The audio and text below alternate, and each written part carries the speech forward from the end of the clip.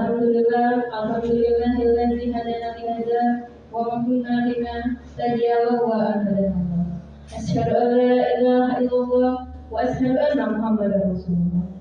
Pertama-tama, marilah kita panjatkan puji serta syukur kita kehadirat Allah Subhanahu wa taala, di mana atas rahmat, berkah dan karunia-Nya kita masih dapat berkumpul di ruang atau di laboratorium komputer kita ini dalam kondisi sehat walafiat. Salawat serta salam tidak lupa pula kita panjatkan kepada junjungan Nabi besar kita Muhammad Sallallahu Alaihi Wasallam beserta keluarga, sahabat, dan insya Allah kita semua yang ada di ruangan ini akan menjadi pengikut, pengamal sunnah beliau sampai akhir hayat kita masing-masing. Kepala SMA Negeri 5 yang saya hormati, Bapak Ibu Dewan Guru yang sempat hadir di pagi hari ini yang saya hormati, serta anak-anak sekalian yang saya banggakan.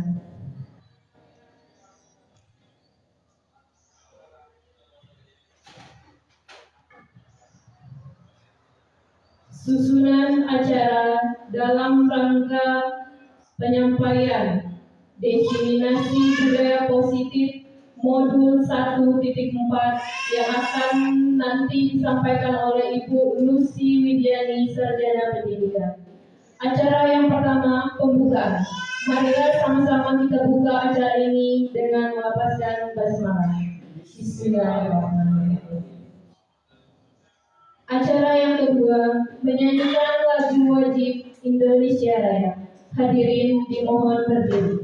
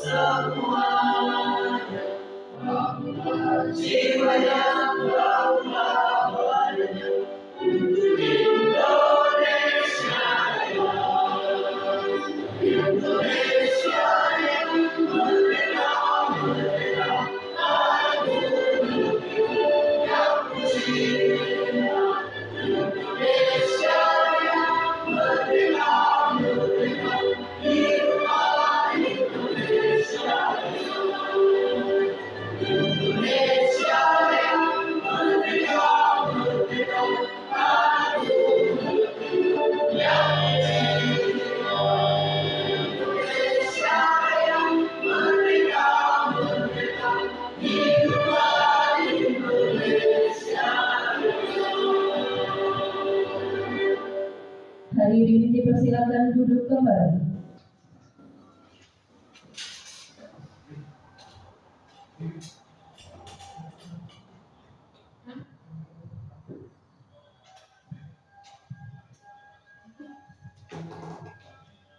Acara yang ketiga, sambutan Kepala SMA Negeri 5 Kota Pagar Alam yang akan disampaikan langsung oleh Bapak Hoirunza, Sarjana Agama Magister Pendidikan Islam.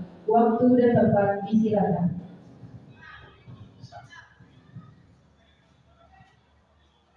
Bismillahirrahmanirrahim. Assalamualaikum warahmatullahi wabarakatuh. Waalaikumsalam. Yang kami hormati Bapak Ibu Dewan Guru beserta staf SMA Peradaban, yang kami hormati anak-anakku siswa-siswi SMA Peradaban. Pertama dan paling utama marilah kita mengucapkan rasa puji dan syukur kehadirat Allah Subhanahu wa taala karena berkat rahmat kami Allah pada hari ini kita dapat berkumpul di ruangan Laboratorium Multimedia SMA Bangka Belitung. Salam dan salam kita sanjungkan kepada baginda Nabi besar Muhammad Sallallahu Alaihi Wasallam serta keluarga, sahabat-sahabat dan insya Allah kita semua adalah pengikut sunnah yang setia hingga akhir kita masing-masing. Amin Allahumma amin. Bapak Ibu dan Guru yang menghormati, pada hari ini kita bersama-sama hadir di Laboratorium Multimedia SMA Bangka dalam rangka kita mengikuti presentasi dari Ibu Lucy Medianti, Sarjana Pendidikan tahun 2011. Dalam hal ini akan mempresentasikan diseminasi budaya positif modul 1.4. Oleh karena itu, Bapak Ibu dan Ibu yang saya hormati, mari kita sama-sama ikuti dan kita dengarkan apa yang tadi disampaikan dan dipresentasikan oleh dalam 11 tahun 2004 ini nantinya. Bapak Ibu dan Guru yang saya hormati, dengan mengucap Bismillahirrahmanirrahim, diseminasi budaya positif modul 1.4 oleh Lucy Medianti, Sarjana Pendidikan CGP Angkatan 11 SMA 5 Kota Padalarang, Sumatera Selatan dibuka secara resmi. Assalamualaikum warahmatullahi wabarakatuh.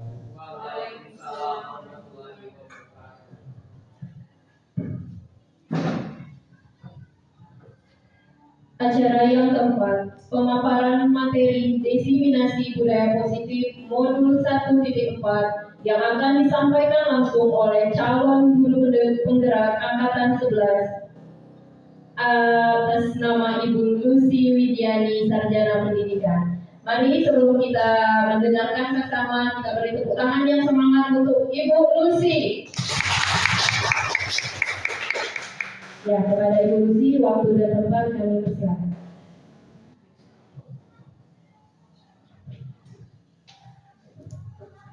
Untuk menata acara. Assalamualaikum warahmatullahi wabarakatuh. Terima kasih Bapak Ibu atas kehadirannya dalam kegiatan hari ini. Terima kasih juga kepada kepala sekolah sudah membuka untuk kegiatan kita pagi hari ini. Bapak Ibu, mohon maaf sebelumnya di sini saya memaparkan, bukannya saya mengajari atau saya gurui, tetapi di sini kita sama-sama belajar tentang budaya positif. Ada masukan, saran dan kritik saya terima dengan lapang dada. Kita mulai diseminasi budaya positif modul 1.4 SMA Negeri 5 Padalarang.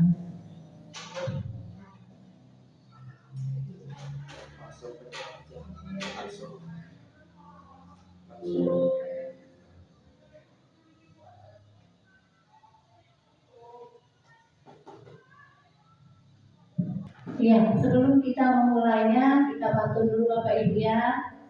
Pergi ke sawah membawa rantang untuk makan bersama Pak Mamat.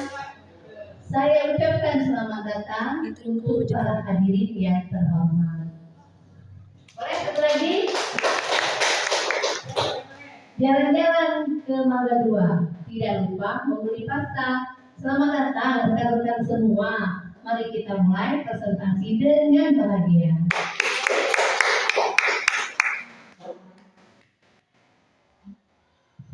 Ya, budaya positif. Ya, apa itu budaya positif, Bapak Ibu? Ya, budaya positif merupakan perwujudan dari nilai-nilai atau keyakinan universal yang diterapkan di sekolah. Ya. Kemudian budaya positif dapat mendorong murid untuk mampu berpikir, bertindak, dan mencipta sebagai proses memerdekakan diri sehingga murid mampu mandiri dan bertanggung jawab. Itu yang kita harapkan pada kegiatan budaya positif ya, di mana dikatakan bahwa budaya positif itu perwujudan dari nilai-nilai ya. Nilai-nilai apa? Ya, dan keyakinan universal yang bagaimana yang akan kita terapkan pada budaya positif yang ada di sekolah ya. Nilai-nilai itu nanti kita ada di dalam konsep inti budaya positif ya. Konsep inti budaya positif terdiri dari beberapa bagian. Yang pertama, perubahan paradigma baru. Yang kedua, disiplin positif. Yang ketiga, nilai-nilai kebajikan. Yang keempat, kebutuhan dasar manusia. Yang kelima, motivasi perilaku manusia. Yang keenam, posisi kontrol guru. Ketujuh, keyakinan kelas. Kedelapan, ketiga, institusi. Ya, ini konsep-konsep inti yang ada di budaya positif ya Bapak Ibu. Oke, kita lanjutkan lagi. Ya, budaya positif di sekolah. Nah, ini yang harus kita pahami dulu ya, apa itu budaya positif yang ada di sekolah. Yaitu nilai-nilai dan kebiasaan di sekolah yang berpihak pada peserta didik agar mereka dapat berkembang menjadi pribadi yang kritis, penuh hormat dan bertanggung jawab. Ya, itu nilai-nilai dan kebiasaan. Kita lihat di sekolah kita. Ibu Wiwit, apa itu nilai-nilai yang ada di sekolah kita saat ini, Ibu Wiwit?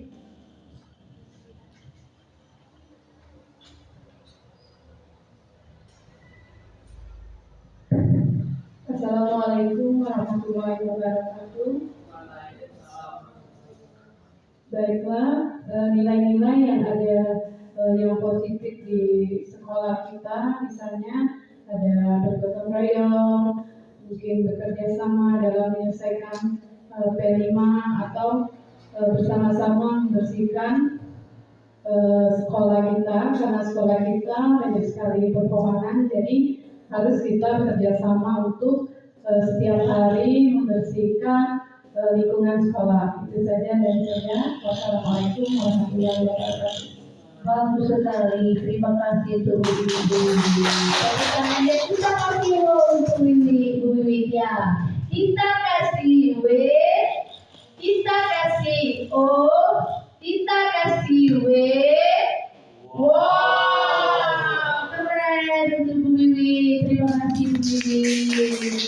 Ya, ini nilai-nilai dan kebiasaan yang ada di sekolah kita ya, seperti kata Ibu Wiwit tadi, kita membiasakan anak kita untuk bergotong royong. Itu penting ya. Di dalam bergotong royong nanti akan berkembang ya, berkembang menjadi pribadi yang penuh hormat ya, masih saling menghormati, saling menghargai, dan sadar nanti akan tumbuh rasa tanggung jawab. Oh, kelas aku ini nak bersih ya, sekolah aku nak bersih. Kalau bersih berarti ada nilai kebajikannya, nilai-nilai positifnya, yaitu akan menjaga kesehatan ya, hidup sehat. Kemudian lagi akan menjadi hidup rapi, bersih ya untuk kedepannya. Jadi anak-anak kita akan merasa nyaman dan tentram dengan kebiasaan-kebiasaan yang ada di sekolah yang sifatnya bernilai positif. Ya, itu tadi nilai-nilai, salah satu nilai-nilai, beberapa kebiasaan-kebiasaan. Kemudian kebiasaan-kebiasaan seperti ada kalau dulu 3S ya, sekarang kita kembangkan Bapak Ibu ya, kita kembangkan menjadi 5S ya, untuk anak-anak kita bisa walaupun bukan guru yang mengajar di kelasnya, dia wajib dan harus patuh pada guru-guru yang lain, seperti bersalaman, ketemu dimanapun, kapanpun ya. Anak-anak kita untuk bersalaman, bertegur sapa ya, kalau tidak dengan gurunya sendiri. Kemudian kita lanjutkan ya, perubahan yang pertama tadi ya, budaya positif itu ada perubahan paradigma. Yang pertama, apa itu perubahan paradigma itu? Untuk membangun budaya yang positif, aman dan nyaman agar murid-murid mampu berpikir kritis, bertindak, dan mencipta dengan merdeka.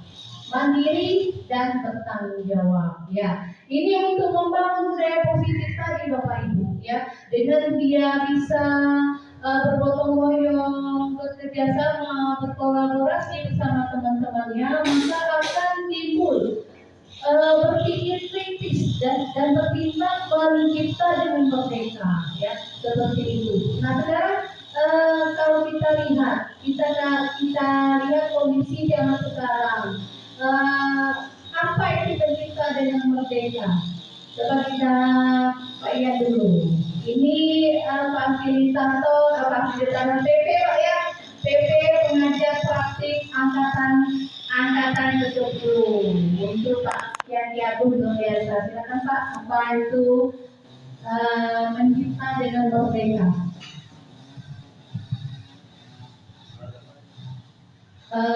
Mencipta dengan merdeka.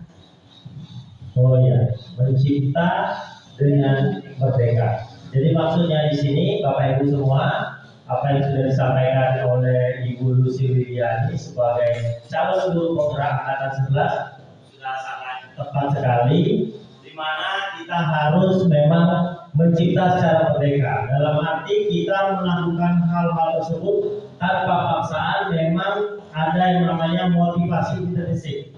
Berarti itu adalah kesadaran diri di mana budaya-budaya sudah melekat dan menjadi suatu pribadi. Sehingga apa yang dilakukan yang bernilai-nilai positif dan semua perubahan-perubahan paradigma menuju kemajuan itu berdasarkan dari kesadaran diri, manajemen diri, sehingga terlepas dari semua aturan, bukan karena ingin dapat penghargaan, bukan karena takut akan hukuman, melainkan karena memang punya niat ikhlas, tulus, dan kembali lagi seperti yang kita lakukan, apa yang disampaikan oleh Mas Dadit dalam perencanaan kurikulum merdeka. Seperti itu, Ibu. Terima kasih. Iya, terima kasih untuk Pak Yan. Ya. Kita akan salut dulu dengan Pak Yan. Ya, tepuk salut.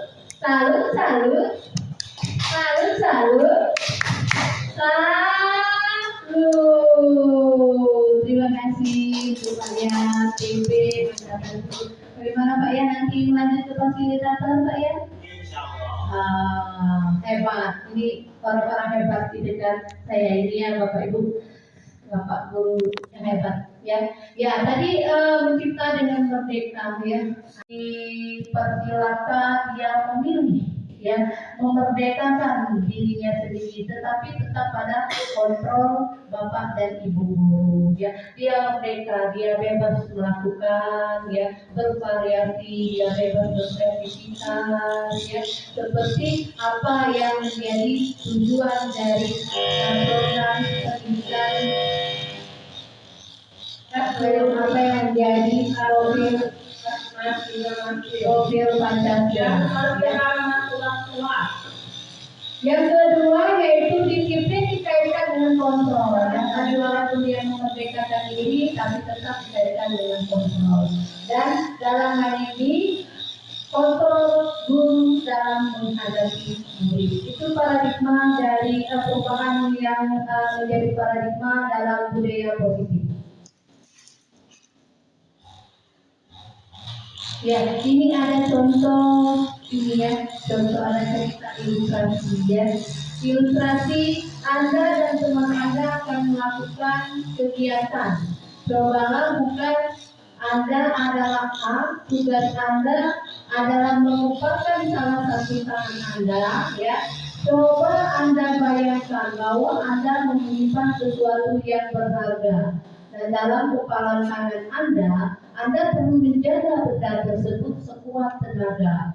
Anda karena begitu pentingnya untuk kehidupan Anda. Tugas rekan Anda B adalah mencoba dengan segala cara untuk membuka kepalan tangan Anda. Teman Anda B boleh membunuh, menghardik, mengintimidasi, memarahi, menggoda, menggelitik, bahkan menawari Anda uang agar Anda bersedia membuka kepala tangan Anda.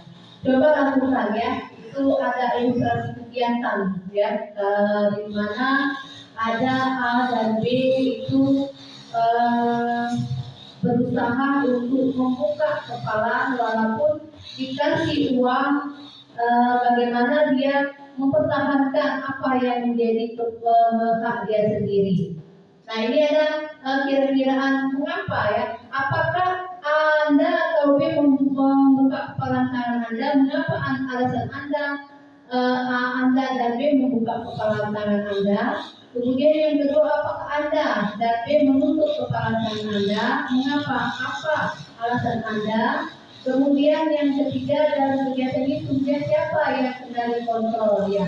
Sekarang dalam kegiatan ini siapa yang menjadi pertanyaan ya? Jadi pertanyaan siapa yang mengendalikan kontrol dalam hal ini?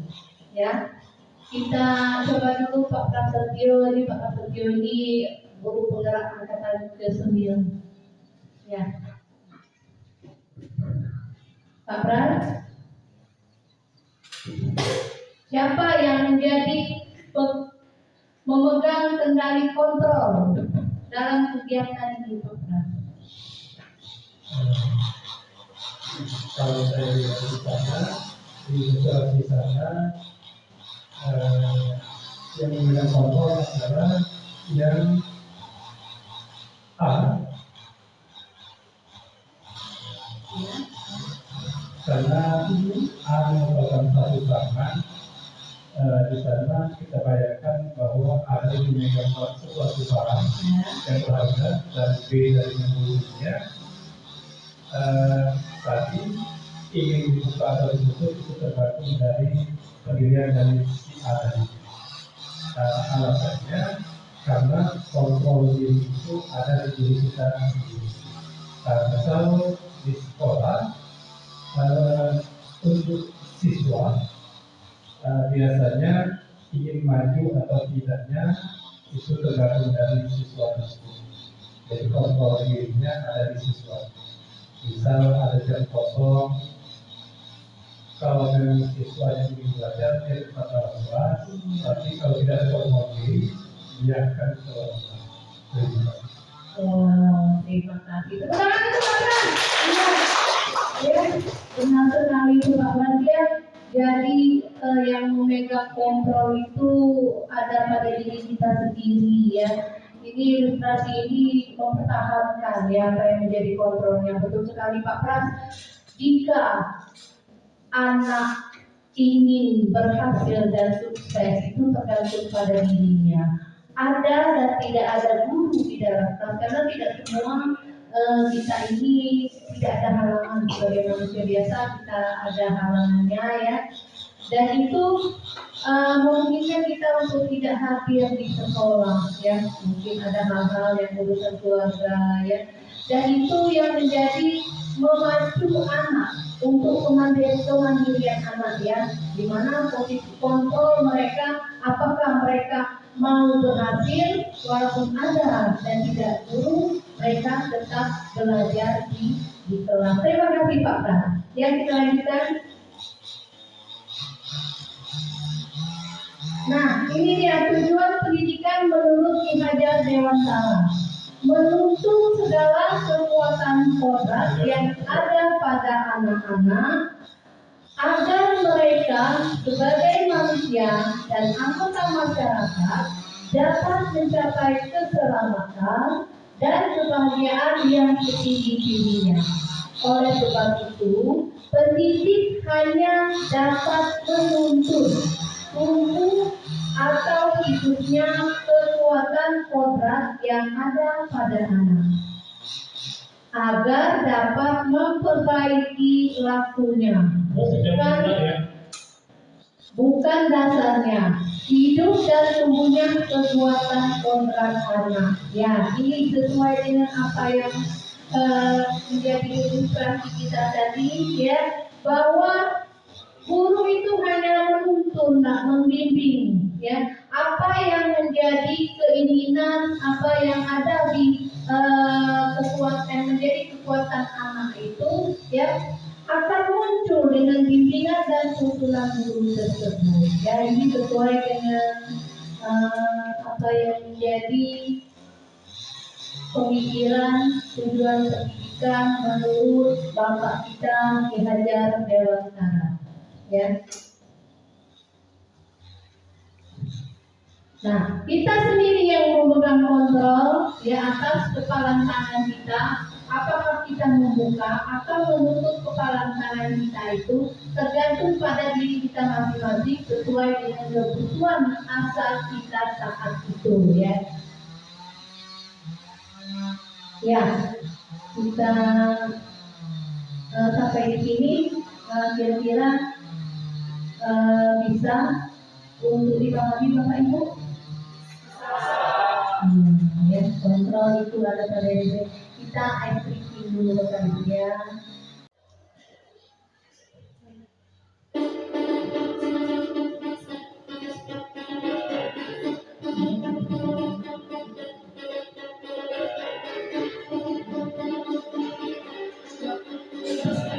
Ya, oh ya. Ya,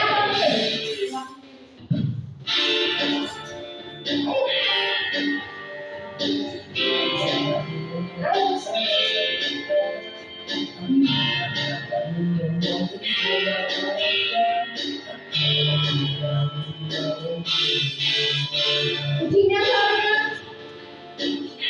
Ayo, Bapak ini.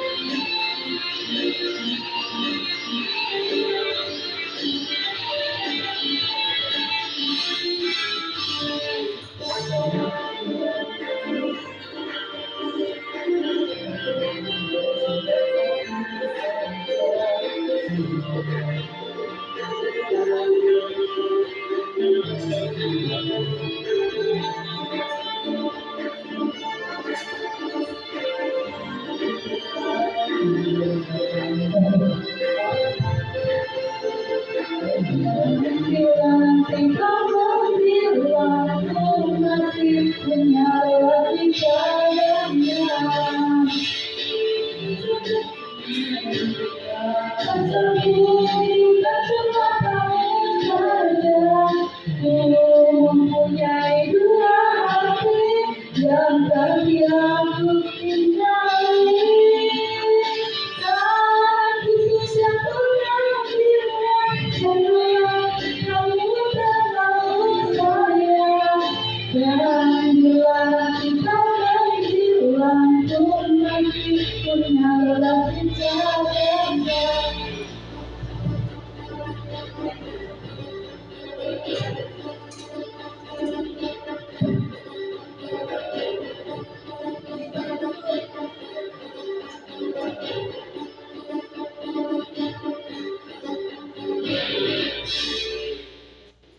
Iya, terima kasih Bapak Ibu. Tepuk tangan Bapak Ibu.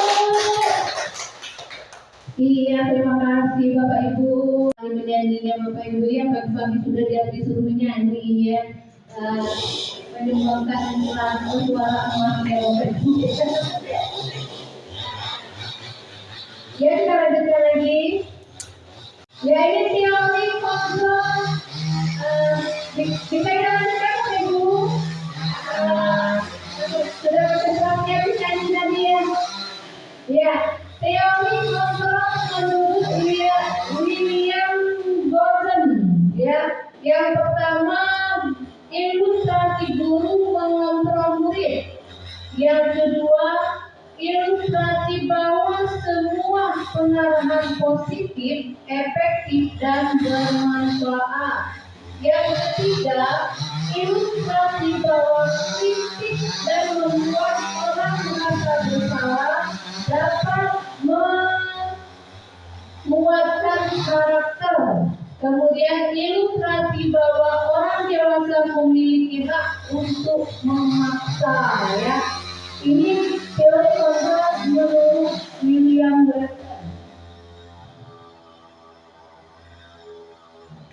Nah, ini perubahan paradigma stimulus responden kepada pendekatan teori kontrol, di mana dikasih stimulus respon, realitas, kebebasan kita sama, semua orang melihat hal yang sama.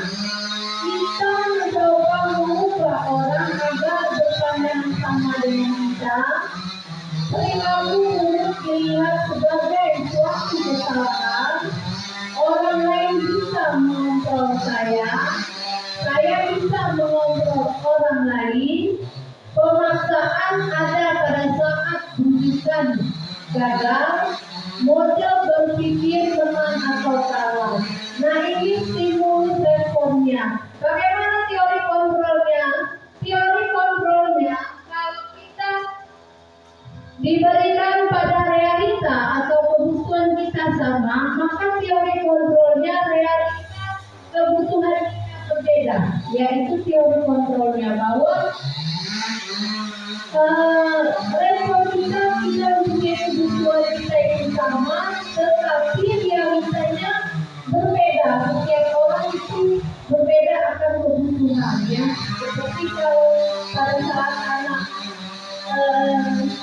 SMP beda kebutuhannya dengan anak-anak SMA ya. Kemudian teori kontrol, setiap orang memiliki gambaran berbeda-beda ya. Sedangkan stimulus responnya bahwa semua orang melihat hal yang sama. Kemudian teori kontrolnya kita berusaha memahami pandangan orang lain tentang dunia. Sedangkan stimulus responnya kita coba mengubah orang agar berpandangan sama dengan kita. Kemudian semua perilaku memiliki tujuan ya. Hanya Anda yang bisa mengontrol diri sendiri atau diri Anda, yaitu teori kontrolnya. Sementara stimulus responnya orang lain bisa mengontrol saya. Kemudian Anda tidak bisa mengontrol orang lain, itu teorinya. Kemudian stimulus responnya saya bisa mengontrol orang lain. Kemudian kolaborasi dan konsensus menciptakan pilihan-pilihan baru. Sedangkan stimulus responnya pemaksaan ada pada saat bujukan gagal. Ya, kalau dibujuk gagal dipaksa ya. Itu stimulus responnya. Mode berpikir, teori kontrolnya mode berpikir menang-menang, sedangkan stimulus responnya mode berpikir menang kalah ya. Itu perubahan paradigma stimulus respon kepada pendekatan teori kontrol. Nah, sekarang apa makna dari disiplin itu sendiri ya? Apa ini silakan Ibu Merlita, makna dari disiplin itu sendiri? Baik. Disiplin.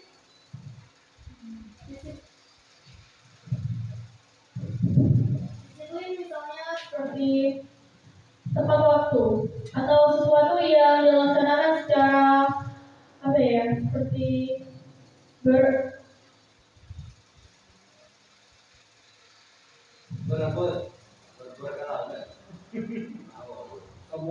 seperti tidak terlambat datang sekolah atau datang sekolah tepat waktu, dan juga mematuhi aturan sekolah sehingga patuh dan disiplin. Iya, terima kasih Bu Pendita. Ya, tepuk tangannya. Iya, itu dari terima kasih bagus sekali Bu Pendita ya, disiplin.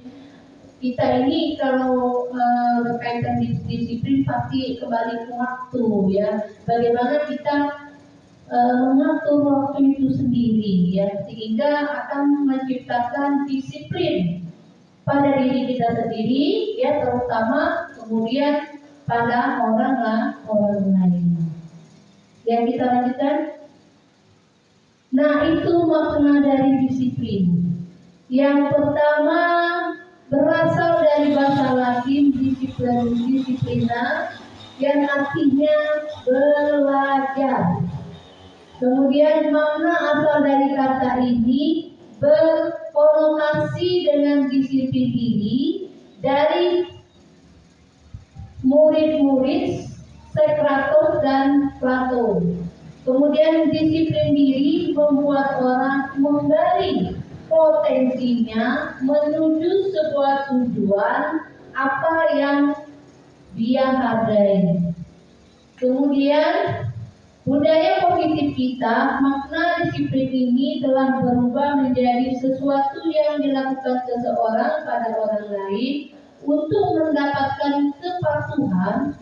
Kecenderungan umumnya adalah menghubungkan kata disiplin dengan ketidaknyamanan, bukan dengan apa yang kita hargai atau pencapaian suatu tujuan mulia. Itu makna sesungguhnya dari disiplin.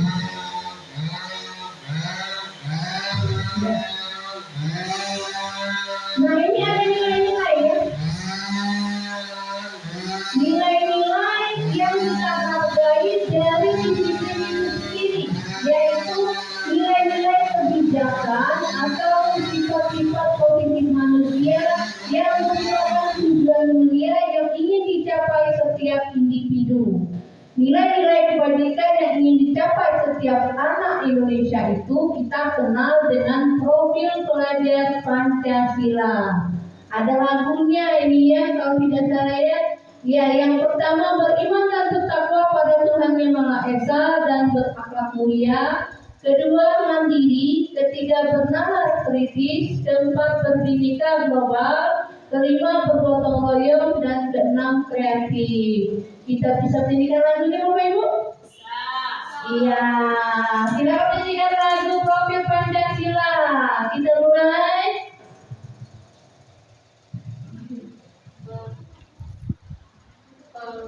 Beriman dan bertakwa pada Tuhan Yang Esa dan berakhlak mulia, berkebinekaan global, gotong royong mandiri, kreatif dan bernama kritis. Satu kali lagi, pelajar Pancasila, beriman dan bertakwa pada Tuhan Yang Esa dan berakhlak mulia, berkebinekaan global, gotong royong mandiri, kreatif dan bernama kritis.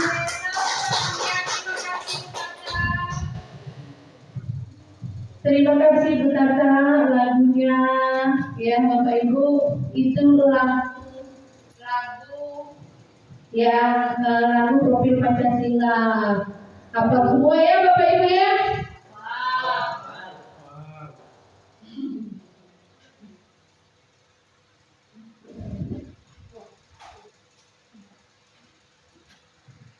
Dengan teori motivasi, hukuman, dan penghargaan restitusi.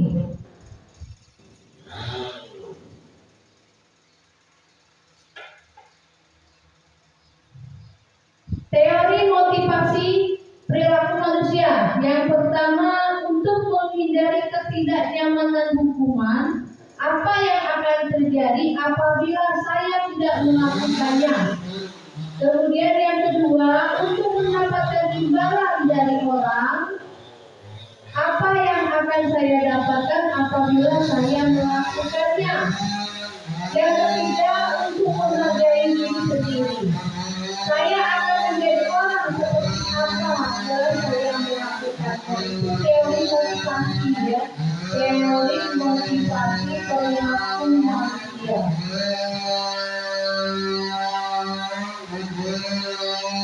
Hukuman, konsekuensi, dan restitusi.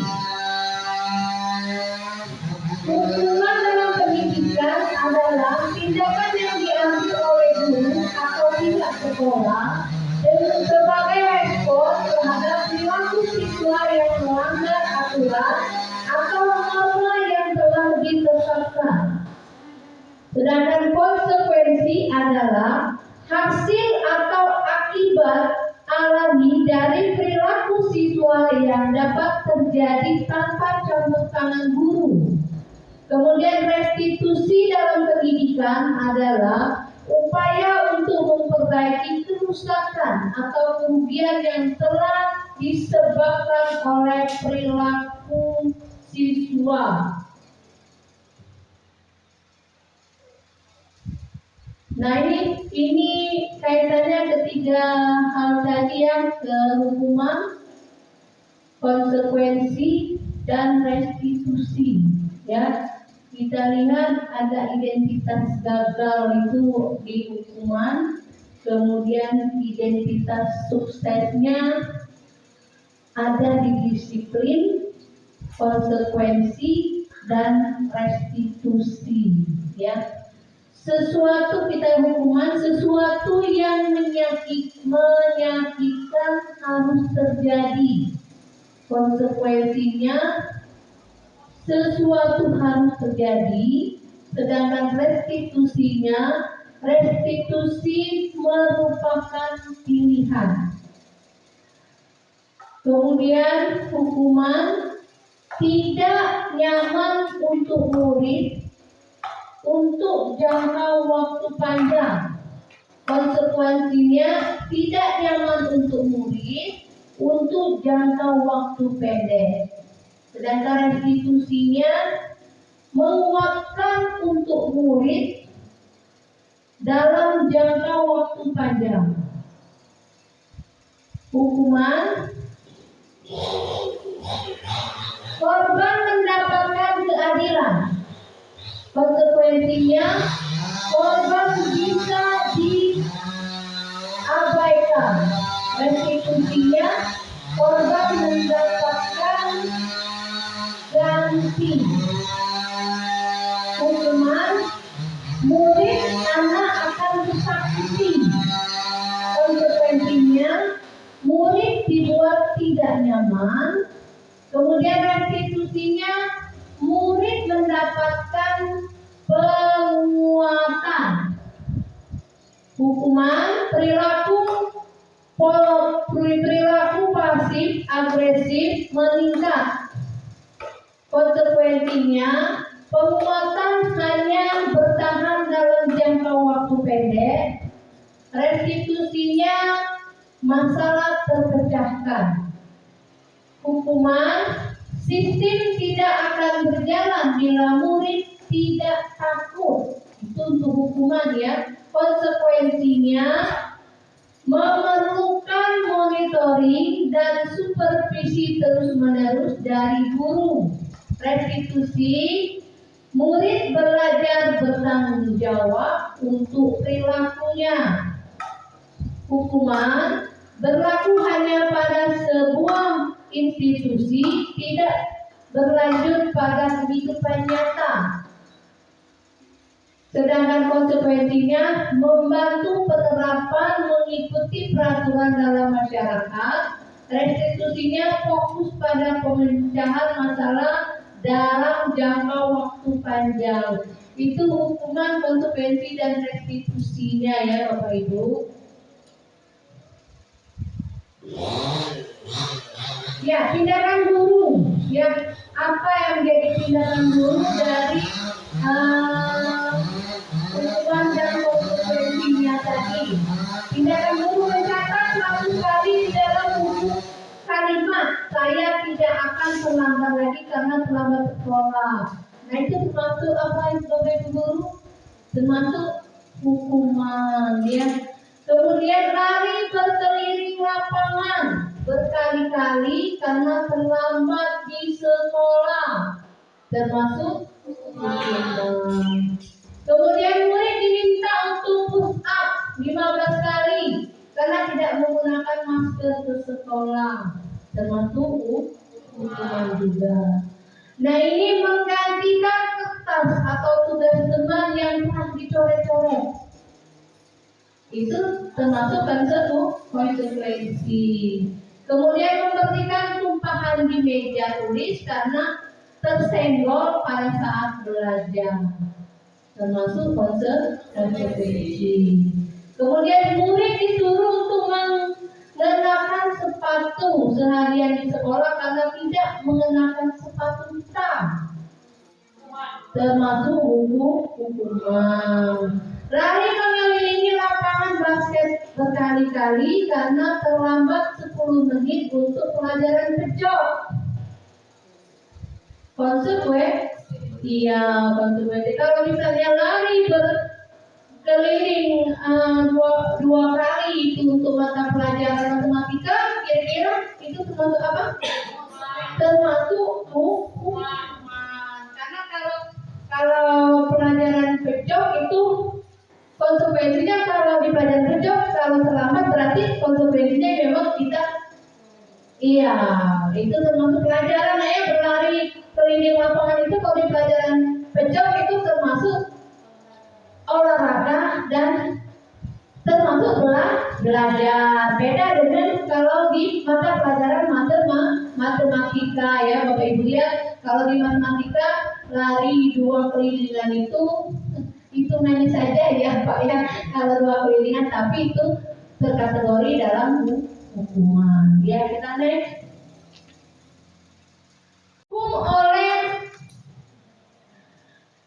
Dihukum oleh keahlian. Iya, saat kita berulang kali menjanjikan hadiah kepada anak-anak agar berperilaku bertanggung jawab, atau kepada murid agar mempelajari sesuatu yang baru, atau kepada karyawan agar melakukan pekerjaan yang berkualitas. Kita sedang berasumsi mereka tidak dapat melakukannya atau mereka tidak akan memilih untuk melakukannya. Ini dihukum karena penghargaan ya. Kita biasanya kepada siswa kita, nak ini kerjakan ini ya, nanti kamu akan ibu kasih hadiah. Atau kepada anak kita mungkin, nak cuci piring, nanti ibu beli ke coklat. Nah itu termasuk hukuman tetapi dikasih penghargaan. Ya, penghargaan sama dengan menghukum. Nah ini lagi ya, penghargaan sama dengan menghukum. Itu penghargaan efektif jika kita menginginkan seseorang melakukan sesuatu yang kita inginkan dalam jangka waktu pendek ya. Jika kita menggunakan penghargaan lagi dan lagi, maka orang tersebut akan tergantung pada penghargaan yang diberikan serta kehilangan motivasi di dalamnya. Kemudian jika saya mengharapkan sesuatu penghargaan dan tidak mendapatkannya, maka saya akan kecewa, berkecil hati, serta kemungkinan lain saya tidak akan berusaha sekeras sebelumnya. Penghargaan merusak hubungan karena menciptakan persaingan di dalam kelas dan persaingan menciptakan kecemasan. Penghargaan mengurangi ketepatan, penghargaan menurunkan kualitas, penghargaan mematikan kreativitas, penghargaan menghukum mereka yang tidak mendapat penghargaan. Penghargaan itu sama dengan menghukum. Seperti misalnya kalau kita di sekolah ya, ada anak-anak yang berprestasi itu dikasih hadiah ya. Bagaimana dengan anak yang tidak berprestasi? Apakah mereka tidak sedih?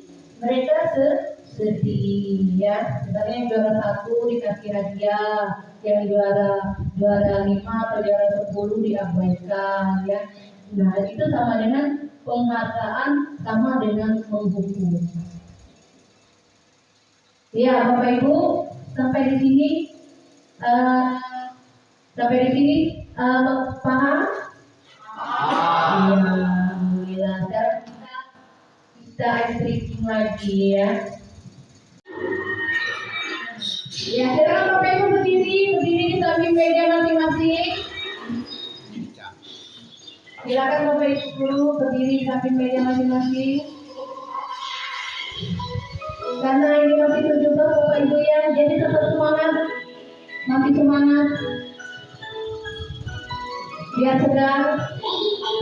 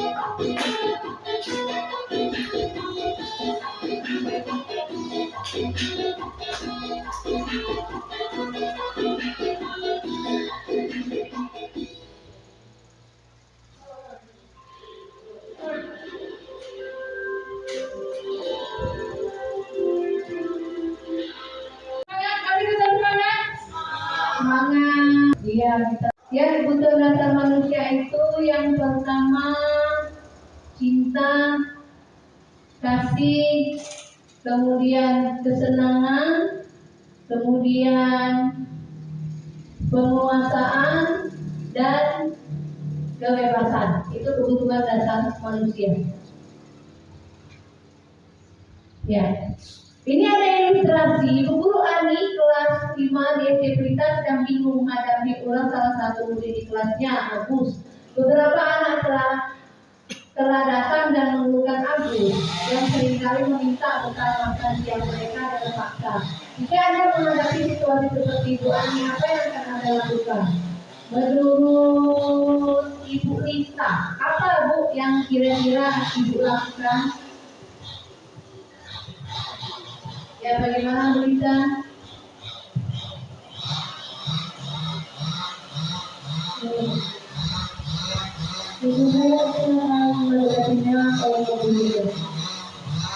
Iya, bagus sekali. Sekarang kita Ibu Lisa, ya, bertuju mendekati Agus itu yang apa yang seperti itu, apa yang terjadi, ya, menanyakan mengapa dia berperilaku seperti itu. Itu namanya melalui pendekatan, gitu. Ya, kemudian selanjutnya, ya,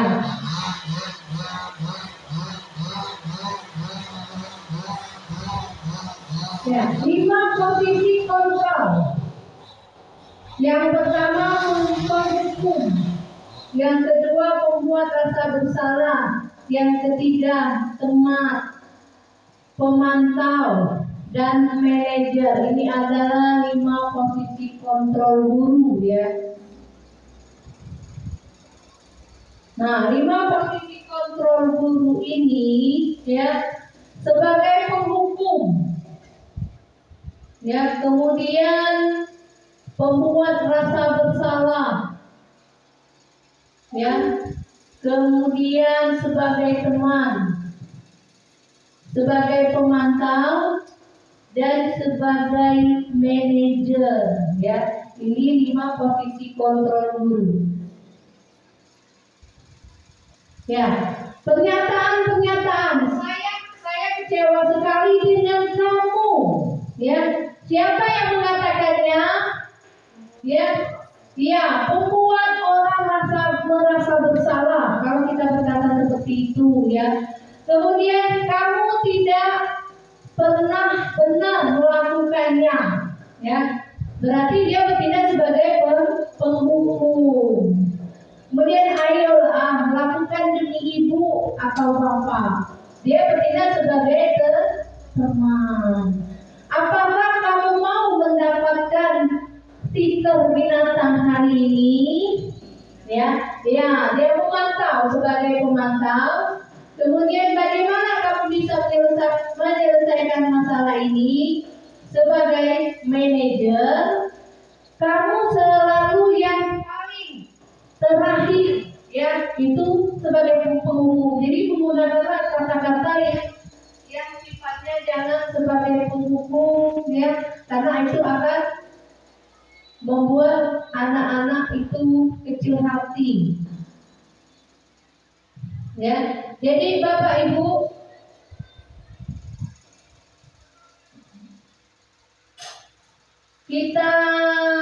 kalau kita melihat 5 posisi kontrol ini tadi, Bapak Ibu, ya,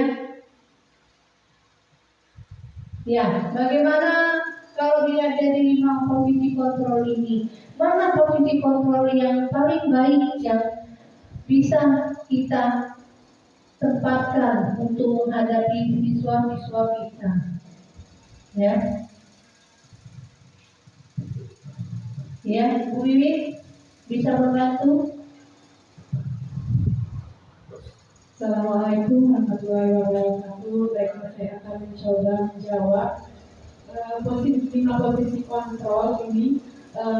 Mungkin dari semua kelima itu sudah pernah kita lakukan sebagai penghukum. Itu guru masa lampau, ya. Itu adalah penghukum, pembuat rasa bersalah, sebagai teman, pemantau, dan manajer. Untuk yang 5 posisi ini yang paling bagus itu adalah posisi manajer. Bagaimana kita memimpin anak untuk tidak melakukan kesalahan dan membuat anak menjadi bisa menerapkan disiplin positif yang ada di sekolah. Itu saja dari saya. Terima kasih. Wassalamualaikum warahmatullahi wabarakatuh. Iya, terima kasih Bu Wiwit. Terima kasih Bu Wiwit atas penjelasannya yang sangat jelas sekali ya.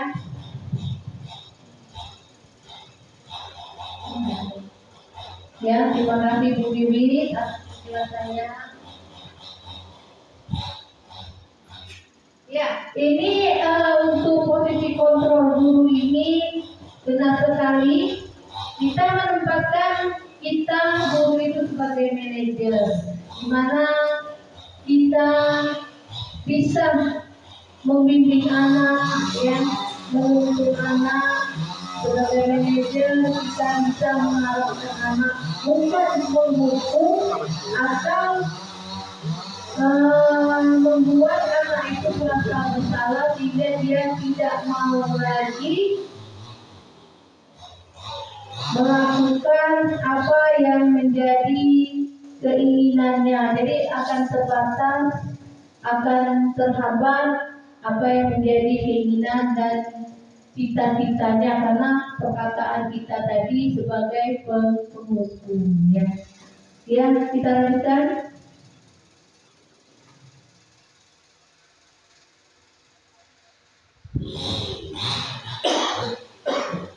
Keyakinan kelas, ya. Keyakinan kelas.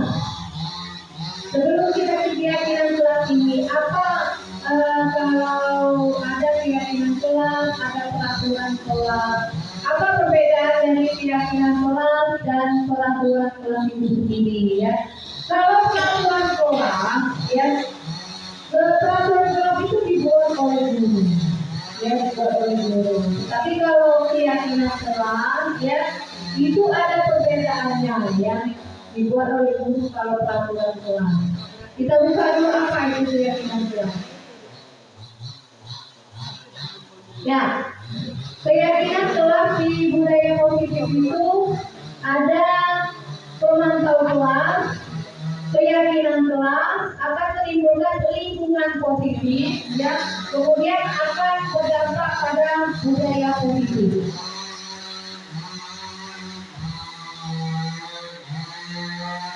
Nah ini tadi, ya, mengapa tidak peraturan saja? Mengapa harus keyakinan kelas? Ini alasannya, ya. Mengapa kita memiliki peraturan harus menggunakan helm bila mengendarai kendaraan roda 2? Kemudian mengapa kita memiliki peraturan harus datang tepat waktu pada saat mengikuti pelatihan, ya? Untuk mendukung motivasi disiplin, kembali ke nilai-nilai keyakinan lebih menggerakkan seseorang dibanding mengikuti serangkaian peraturan-peraturan nilai-nilai keselamatan dia yang kita sebut sebagai suatu keyakinan, ya. Ya, mengapa tidak peraturan saja, ya? Coba lagi, ya. Nah ini prosedurnya ada. Mengapa tidak buat peraturan? Ya karena tadi peraturan itu dibuat oleh guru, sedangkan keyakinan ini dibuat oleh siswa. Di mana siswa yang membuatnya, yang akan menjadikan keyakinannya untuk 1 semester ke depan atau mungkin untuk 6 bulan ke depan, dia akan menjalani dan berada pada kelasnya, membuat mereka nyaman berada di kelas tersebut. Maka dari itu ini adalah keyakinan dari siswa, ya, kemauan dari siswa tersebut untuk keyakinan kelasnya, bukan guru yang membuatnya. Maka di sini akan muncul nilai-nilai positif, ya, yang akan mereka terapkan dalam 1 semester ke depannya.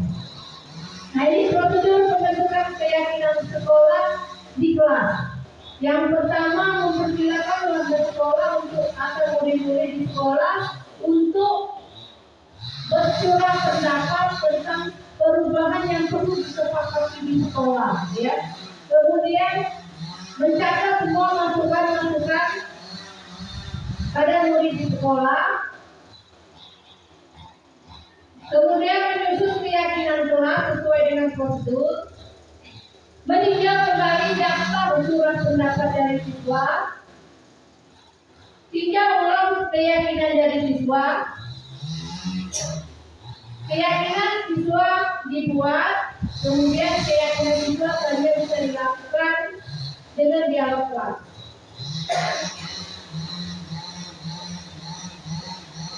Segitiga restitusi, ya. Apa itu segitiga restitusi? Apa itu restitusi? Restitusi adalah proses menciptakan kondisi bagi murid untuk memperbaiki kesalahan mereka, sehingga mereka bisa kembali pada kelompok mereka dengan karakter yang kuat. Ada 9 ciri-ciri restitusi. Yang pertama, bukan untuk menebus kesalahan. Yang kedua, memperbaiki hubungan. Yang ketiga, tawaran bukan paksaan. Yang keempat, restitusi menuntun untuk melihat ke dalam diri. Yang kelima, restitusi mencari kebutuhan. Kemudian yang keenam, restitusi diri adalah cara yang paling baik untuk memperbaiki diri. Ketujuh, restitusi fokus pada karakter bukan tindakan. Kedelapan, restitusi fokus pada solusi. 9, restitusi mengembalikan murid pada berbuat salah pada kelompoknya. Nah, ini ada tiga restitusi. Kamu tentu punya alasan melakukan itu. Ini pernyataan-pernyataannya, ya, akan menjadi validasi kebutuhan, kemudian menyatakan keyakinan, yang terakhir menstabilitaskan identitas, ya. Itu ada segitiga restitusi.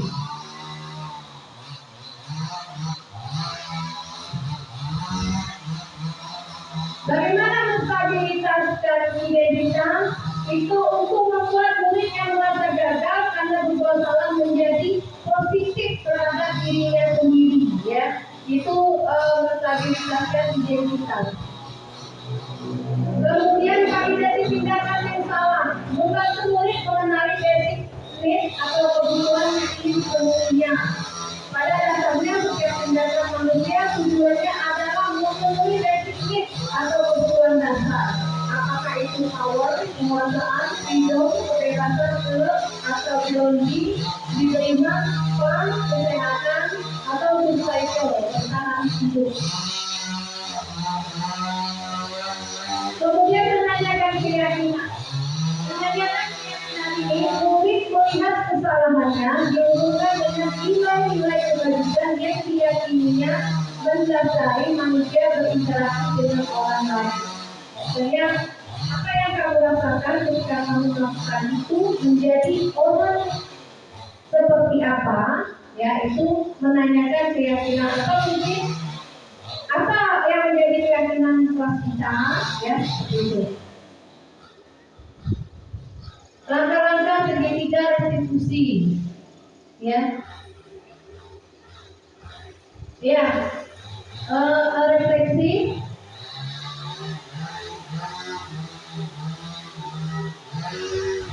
ya.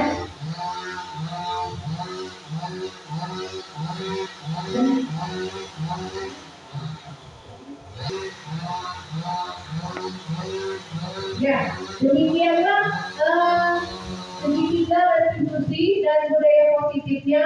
Sekiranya ada pertanyaan, Ibu Melita, ada pertanyaan? Ya, Ibu Lita, silakan.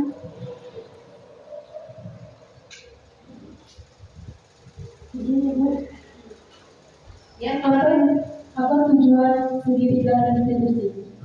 iya. Tujuan segitiga restitusi, ya.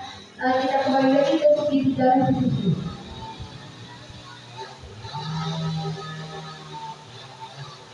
Nah, ini segitiga restitusi, ya.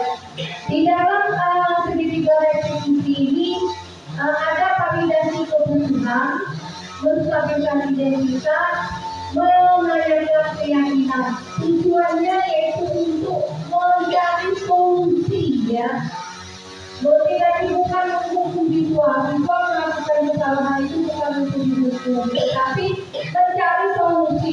Bagaimana siswa tersebut tidak lagi mengulangi kesalahan yang sama, ya, tidak lagi mengulangi kesalahan yang sama dan menyadari, ya. Di sini bukan hanya tidak lagi mengulangi, tapi kita bertujuan untuk agar dia menyadari apa yang menjadi kesalahannya tersebut. Jadi Bu Rita, ini untuk segitiga restitusinya itu Bu Rita, ya. Bagaimana Bu Rita? Iya, terima kasih untuk Ibu Rita, ya. Ya, demikianlah paparan budaya positif kita hari ini. Ibu, saya minta refleksi kepada Pak Pras, ya. Bagaimana refleksinya Pak Pras?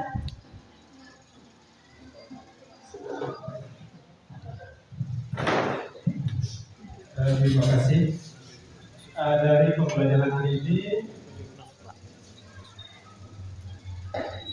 apa yang kami dapatkan hari ini sangat menarik. Penyampaian sangat menarik, sangat mudah dimengerti.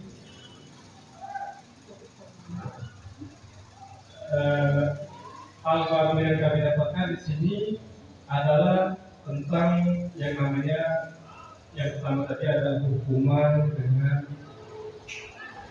konsekuensi dan restitusi.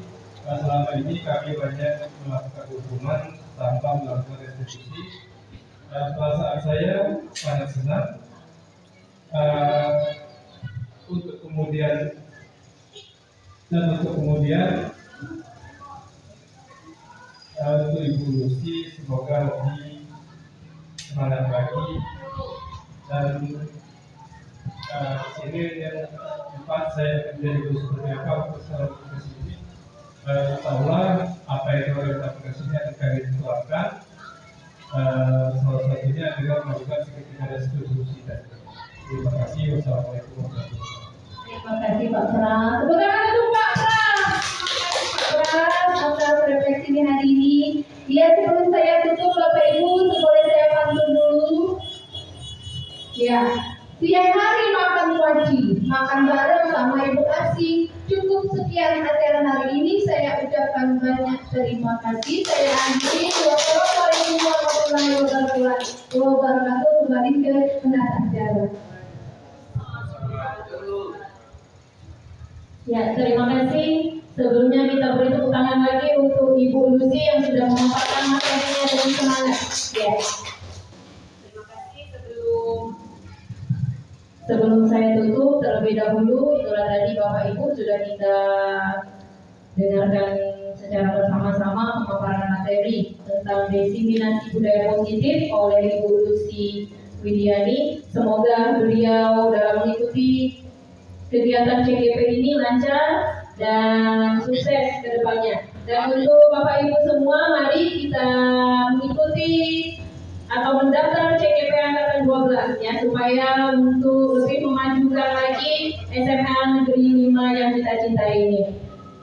Sebelum saya tutup, lebih dan kurang saya mohon maaf. Saya akhiri. Wabillahi taufiq wal hidayah. Wassalamualaikum warahmatullahi wabarakatuh.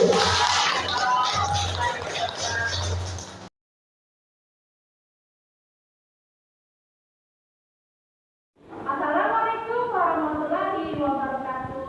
Waalaikumsalam warahmatullahi wabarakatuh. Apa kabar anak-anak Ibu? Baik. Alhamdulillah. Sehat semua, Nak? Siapa yang tidak hadir hari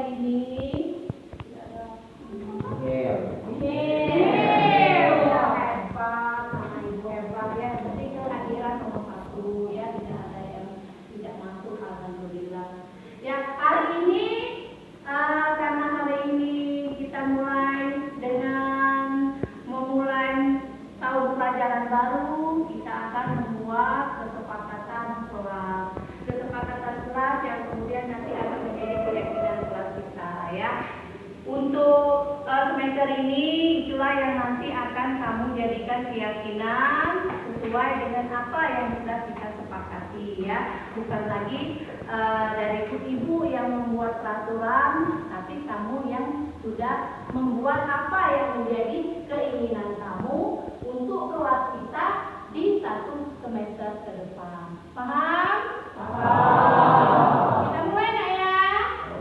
Ya. Kita mulai membuat kesepakatan kelas kita.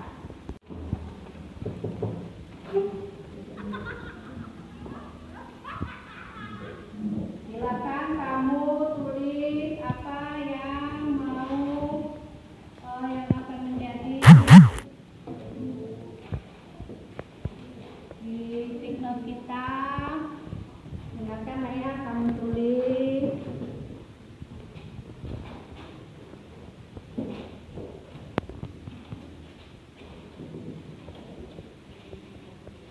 Ya silakan nak ditempel satu persatu.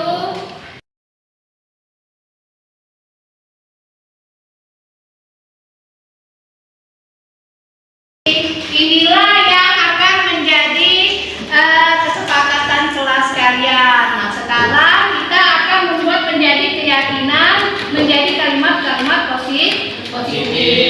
Ya, silakan ketua kelas untuk membacakan. Aisyah, silakan membacakan. Sudah saya kelompokkan seperti ini, jadi akan saya bacakan. Ya, boleh silakan Aisyah. Yang pertama yaitu ada melepas sepatu sebelum masuk kelas. Melepas sepatu. Berarti kalau melepas sepatu apa ya, Nak ya? Tidak boleh memakai sepatu.